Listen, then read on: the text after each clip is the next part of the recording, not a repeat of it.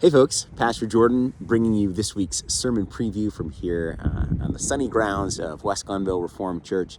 We're gathering for worship again on Sunday. It's the second Sunday in the season of Easter, and we will continue that celebration. We will continue that exploration that we started on Sunday of what it means to live as resurrection people, people who live a resurrected life, not just a hope for future eternal life in the kingdom of heaven and resurrection in that way. That is our hope, but also we can live resurrected life here and now through the power of Christ that dwells and abides among us and lives within us. We can live resurrected lives now, even through challenge, even through the struggles of living in time and space, even through the difficulties that we face.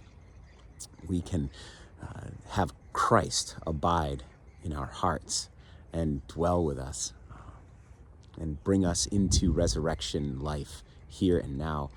And then it serves as a foretaste for the goodness of the kingdom of heaven. You can tell spring is around because the bugs are out, so that's exciting news. That's the one nice thing about winter is less bugs, but I guess we'll take the bugs to have a nice sunny day like this. So the sermon preview that I wanted to share with you is that we're going to be talking about the walk along the road to Emmaus. And this is a beautiful story. There's a handful of stories that take place in the Gospels about what it was like for the disciples in that period of time between the resurrection and the ascension. So this time when the living, resurrected, glorified Christ walked the earth in his physical, glorified nature, something sort of, heavenly and earthly all at once. And this presence of Jesus and what it was like for the disciples and the different folks that encountered him.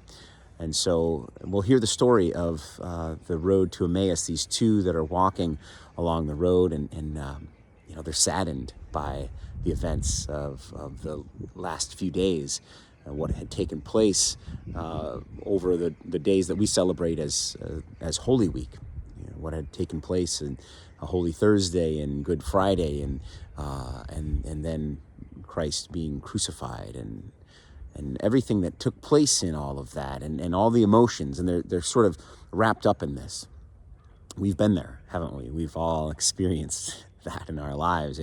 Emotions kind of take over sometimes, and they weigh us down, and they take our eyes away from the promise of Christ. We take our eyes off the good news sometimes when the emotions are so heavy.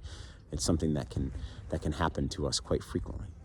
So this is what's happening. These folks are walking, these two disciples walking the road to Emmaus, and there might have been flies there too at that time. But they're joined by this third person who joins with them and asks them what's going on. Why the long faces, essentially, right? And then they start telling. And then this third person, this mysterious presence starts to share with them meanings and interpretations of scriptures that they must have held dear to their hearts. And then the road being long and the day being short, they decided to take up residence in their home, and they invited this person to come in with them. And it's upon inviting this person in to their space that this person then gives them the gift of the bread, which we then come to realize is the bread of life. Jesus, who is this third person, breaks the bread and gives it to them, and it's in that moment that his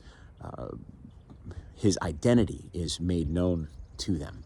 They now know that this is Jesus among them. In the breaking of the bread is how he becomes known to them. And so we'll explore that beautiful mystery.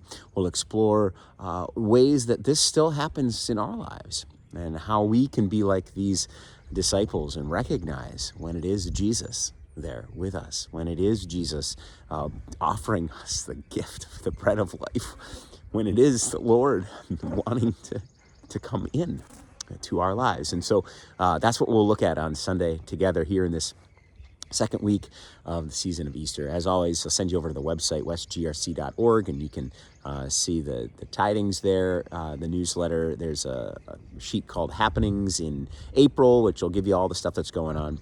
And yeah, you can stay in touch with what's happening that way. But please come to worship.